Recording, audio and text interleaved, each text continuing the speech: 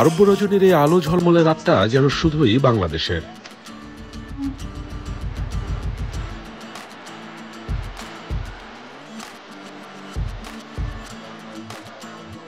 যেখানে এক হয়েছিল প্রবাসী বাঙালিদের উচ্ছ্বাস, উল্লাস আর আবেগের অসাধারণ ধারাপাত।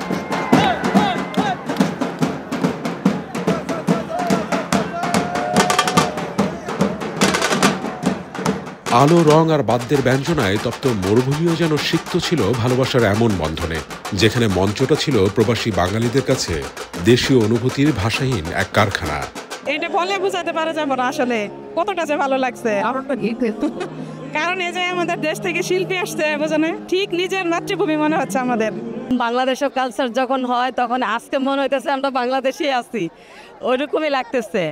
আর তাছাড়া তো দেশের বাড়ি তো অনেক দূরে, এখানে হয়তো দেশের সব কিছু পাওয়া যায় না। আজকে মনে হয় যেন দেশের সবাইকে পাওয়া গেছে, অনেক ভালো লাগতেছে। ভালো লাগার অনুভবটা আমি আপনাদেরকে বোঝাতে পারবো না, আমি যে কতটা খুশি আর কি। এখানে আসতে পেরে ওনাকে দেখে আমার অনেক ভালো লাগছে। সেটি আমার চাওয়া, ওনাকে দেখানো অনেকটা শখ ছিল আমার, আমি দেখতে পারছি, আমার একটা মনের আশা পূর্ণ হলো আর কি। এটি আমার সবচেয়ে বড় কথা। গ্লোবাল হারমোনির দ্বিতীয় আয়োজনে 4 দিনব্যাপী বাংলাদেশ উৎসবের প্রথম দিন মঞ্চ জুড়ে সুরের মূর্ছনায় প্রবাসীদের মাতান বাঙালি শিল্পীরা।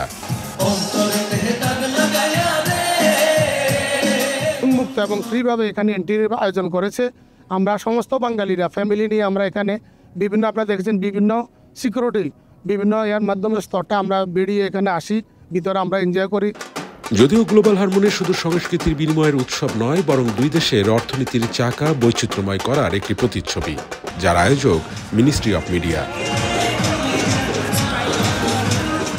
এবার মোট 14টি দেশের অংশগ্রহণে 2 নভেম্বর রিয়াদ সিজন শুরু হয়েছে ভারতীয় সংস্কৃতির আবহে। দ্বিতীয় ধাপে চলছে বাংলাদেশ পর্ব, চলবে 14 নভেম্বর পর্যন্ত।